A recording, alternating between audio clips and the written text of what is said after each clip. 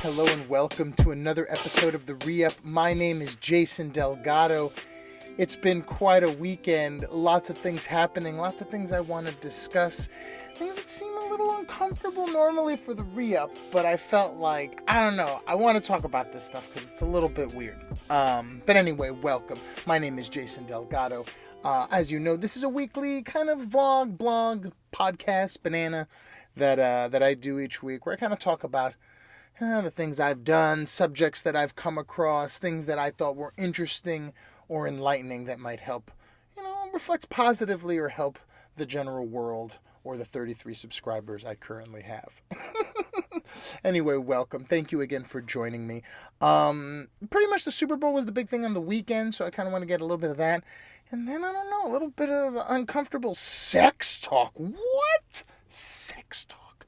I don't know. There's been just some weird, sex stuff going on that I wanted to kind of, vent it out, my thoughts, and maybe get some feedback from the comments or whatever, whoever might be listening in general. But anyway, before we get into the tantalizing stuff, Tom Brady's amazing, and he's the legend, he's the GOAT, and everybody loves him. But it's amazing stuff, man. 43-year-old guy going to Tampa Bay and just changing the culture, bringing in the right people, getting everything organized, and just simply crushing the other team. Just crushed them. I mean, there was at one point one of the other players on that team, I forgot who it was, but yeah, they went over and sort of started to mouth off a little bit at Tom, and Tom ran back over and was like, "You're the man, you want to go? I'll go. I'm 43, I don't care." And I think that's kind of like that Jordan effect where he's like, "Now I took it personal." And I think he really kind of went to that next level. And after that, the defense was just dominating, and then Brady was just matriculating down the field. But it was true, man. They just destroyed him. Kept Mahomes to single digits. Crazy stuff. It was a great thing to see, and it was great to just, hear, people who were kind of doubters, because there were so many doubters, so there's these, freezing cold takes that are always like, Brady's done, and everybody's kind of being reminded of all the people who said Brady was done, and, they bring up the time that Belichick benched him, and everybody said, "Oh, there it is, they benched him, it's over," but yet here we are. Brady's just crushing. And so, can't deny it. So, I was very happy for that. I was very happy about, seeing somebody, an older guy kind of making it. Like I said, that last week's episode. Us older guys, we got to stick together. Brady, let's go. But in any case, that was really, really fun to see. And then, when I was at the Super Bowl party kind of gathering I had, keeping safe distance, of course, with masks outdoors, I kind of ran into a little bit of conversation with just the people there, and, some of the stuff that's been coming up, in an odd sort of weird set of circumstances. My very good friend, is an actor, Ernest Cavazos, movie star Ernest Cavazos. You might have seen him in one of the number one movies of this year, The Outpost. But yeah, he was mentioning how he was watching some sort of actors roundtable that was occurring. The Hollywood Reporter does this thing where they get the actors to, who were big that year to come together and talk. And he was watching one of the older ones. And this one involved Armie Hammer. The Armie Hammer. But yeah, Armie Hammer. While I drink real quick. Pardon me. But the Armie Hammer was, was I talking about this movie he was doing where he played, the gay lover of this other guy. I definitely, don't know too much about the movie. I didn't see the movie. I hear it's excellent. I hear he's great in it. But I hear there's some variable in the movie involving, cannibalism. I don't know. Just something kind of sexy, weird stuff. I don't think my friend knew about this as he was listening to the roundtable. But, he's producing stuff and always kind of getting stuff going. And he was looking at him and he's like, "What do you think of Armie Hammer?" And I was looking at him at the table. And I was like, I'm not going to lie. Gun to my head. Guy feels like a creepo. And he's like, "Yeah, I thought the same thing. Feels a little bit of a creepo." And then, I don't follow too much news of tintillating, sustenance. But I did, run into this conversation with, do you hear about Armie Hammer? And how he's gotten dropped by, his agency and his manager and all these people. And now they're kind of distancing themselves from him because he's involved in this sex scandal. I was like, we were just talking about a general creepy vibe we were getting from him. And I hate to say that. I hate to be in a position where I'm just saying, people who look creepy are creepy. But yeah, I don't know what to tell you. It was a very, very odd set of circumstances that we were just discussing that previously, and then we run into this Armie Hammer situation. So I don't really know too much about it. I had to verse myself a bit which is something I normally don't like to do as far as like, the energy that you take in. A lot of times the energy you get out, so I don't like to watch too much sort of weird and stuff like that. But I was like, I don't know, man. I got to find out what the deal is. Well, how my prejudging required me to sort of find out where this ended. So essentially what the people are saying is that Armie Hammer was involved in a relationship, a marriage, I believe. And then other women coming out and saying that this is also true, where he would do sort of knife play. We talk about, playing with like a knife near the person's, belly or the navel and sort of being a little bit, scandalous in that way in a sexual manner with, with sort of a little bit of bloodlet and stuff like that. And I guess that he was into it. I don't know, man. People are people. What are you going to do? I'm not going to hate, right? But whatever. Actually, I'm going to hate a little bit, but we'll talk about that. But so here's this guy, he's doing knife play with his girl, and he's like, hey, I'm in a knife play or whatever. This is supposedly, I'm in a knife play. You want to get into this? They get into it. And then the relationship doesn't work out, and then they go, hey, that Armie Hammer was weird with some knife play. I didn't like that shit. He kind of did some stuff I wasn't into. And here's the thing. Consensual, non-consensual is kind of out the window at this point. Like this is where I'm a little bit like that. And then the conversation turned to the Marilyn Manson thing, where Marilyn Manson's apparently doing the same thing, getting a little bit of like Chokey McGopey, but like more than that. Like doing like locking girls up and like, urinating and just various sort of, deviant stuff in the sense of, deviant may be the wrong word, but just sort of like, eccentric to the point of violent stuff involving sex. Of course, I look at Marilyn Manson, it's like, that's a layup. You could see it from here. There's some element of that personality that requires that sort of makeup to do that sort of thing that is going to vent itself out in some way. So him being a pervert is no surprise to the world. But it's just this idea where, like, they're saying, oh, well, it was consensual at the time, we were in some Freaky Nick stuff, and now this girl's coming out saying we're not in the Freaky Nick stuff, and now I'm getting blamed, and now everybody's dropping Marilyn Manson, everybody's dropping Armie Hammer, and then there are these two sides of contention where they're like, hey, man, like, if this is consensual, why are you going to say, put this guy in a position where now he's got to defend himself for a thing that this girl said was okay? And now you have this other side that are just like, that whole idea that if they even have a problem with it now, that should be something that should be addressed and should be warranted of distancing. You don't want to get involved with that kind of energy. And I have to agree with that second party.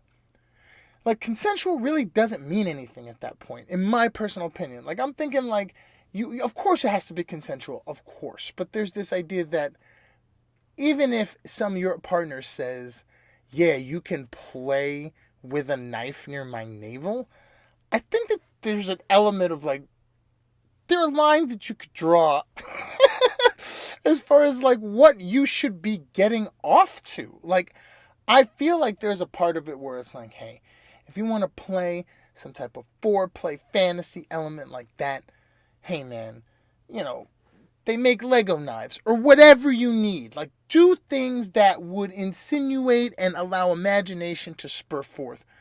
Do not be playing with knives and near women or men and saying, like, are you into this? Because in a relationship, you want to please your partner. This is one man's opinion, by the way. So, in a relationship, you want to please your partner. You want to be with someone and you want them to experience the fullness of their life while being with you.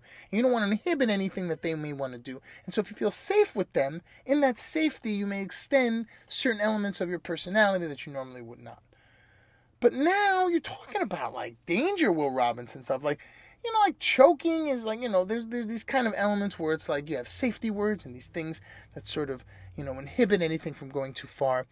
But dude, if you're trying to like cut pieces of meat off, do crazy stuff like that, like, bro, I don't even think you need to be talking about whether someone was into it with you, bro. Don't do it. Seek some other variable. Or talk to somebody, because that's some deep-seated stuff that you may want to work out another way without knife play in bed.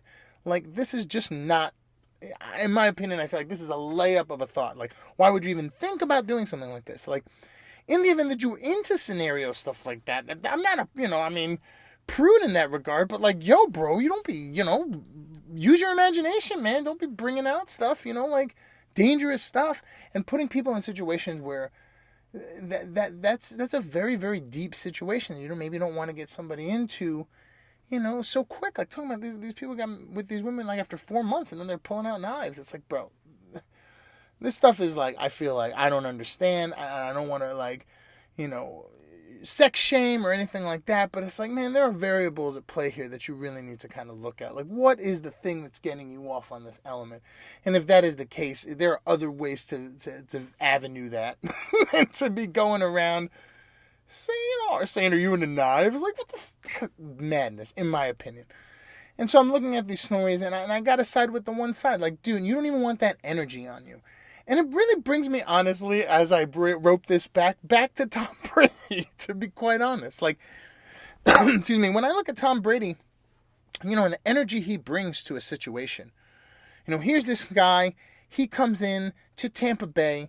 They build the offense around him. He kind of gets with the coordinator. They bring people in to kind of bolster his success. They build a thing around him because he brings a culture, he brings a calmness, he brings a level of like anticipated success with just who he is. But he still has to deliver that. He still has to work hard, still has to get with the teammates, still has to have a camaraderie with his people. And he was able to do it. He was able to be plopped out of one place, plopped into another place, and just deliver that energy. And that energy was prevalent everywhere. Everybody got a piece of it. And once that sort of spread, and everybody sort of got that energy, like, yo, we got Tom Brady, we can't lose. If you can believe, I was so ill-prepared with a battery that both of the batteries in the camera have gone out. And so this fiery rant about energy and bad karma and sexual deviance will be remaining sound only for the remainder of the podcast, which is not that much longer because there's not much more to say. But I was just, reminded me of that True Lies moment. Battery says, yeah, both batteries dead. So no more camera for the remainder, but I just got to say this. If you love great clothes and you love positive energy and you love to flex positive with that positive energy, go to the ReUp store at reupgear.com and get yourself some fly gear. Be the light, balance. We out here, all these awesome phrases that let you flex positive out there in the world. That is reupgear.com. And finally, keep that energy positive. Let me tell you, man, I don't know. Be into what you're into, but watch what you're into. If what you're into is pursuing some type of negative, deviant energy that's inhibiting anyone else in any way, I feel like that is not the move to make, even if you're really into it. I don't think you should be doing certain things with your time and with your energy and with your power, especially when you're in a position of power. And I feel like, if there are things inside your heart and in your mind, it's important to work those things out with the people who you love and care about you, but, work them out different ways. There are different ways to work them out, I feel like you got to keep that good energy, that positive energy, you know what I mean? As much as people might hate on that Brady effects, but, you keep it positive, you excel the best you can, and you're in a position of power to spread that power. It helps everyone. It behooves the world, as opposed to bringing, this energy of like, I'm the weirdo and now everybody has to be weird around me or else you're not cool. And now I spread that sort of, this inhibitive energy that you may not even be, you may just be captivated by at one point, but then years later just feel this like, oh man, I felt like betrayed, like you kind of like manipulated. And it's like, whether that is true or not, or believed or not, that idea is real and that energy is real. And that's why it is important to in my opinion, keep your distance from that stuff, man. Anybody who's into this idea where like, and look, and here's the other thing. If everybody's publicist, Army Hammer, that dude's connected to like oil money. That's the Arm & Hammer. If they're dropping him, that's old money. You don't drop old money. So there's a lot of other things that they're probably not even releasing or that we even know about. So look, the truth of the matter is, it's like, when that's around, that's just an energy. And you have to shed yourself of that negative energy and just try to go light energy. And some people, man, I don't know, they give off the look. They give off the look, man. Hollywood casting is not that off because some people give off the look, man. And I was, when I hear these stories and I connect them with the people and I see sort of all the variables, old money, power, weirdness, I just feel like, man, You got that bad energy around you, man. It's just going to spread, so dump it, man. I get those WME and all these people, these agencies, just getting rid of them, man. You don't even want that stink on you. You don't even want the stink on you. Get the Brady scent, not the hammer stink. But that's just me judging in the world, as I have the right to do. I don't know. Just feels right. But anyway, that's one man's opinion. But we're trying to be positive. Trying to keep good energy. Flexing positive. Feeling positive. Giving that good energy. And that's why I just had to say something about this. Who knows? Maybe I'll get more clicks for a sex podcast. This has been so much fun. Thank you so much for joining me, partially visually, mostly audio. My name is Jason Delgado. This has been the ReUp, and we will see, hear, and feel that positive energy next week again. See you soon.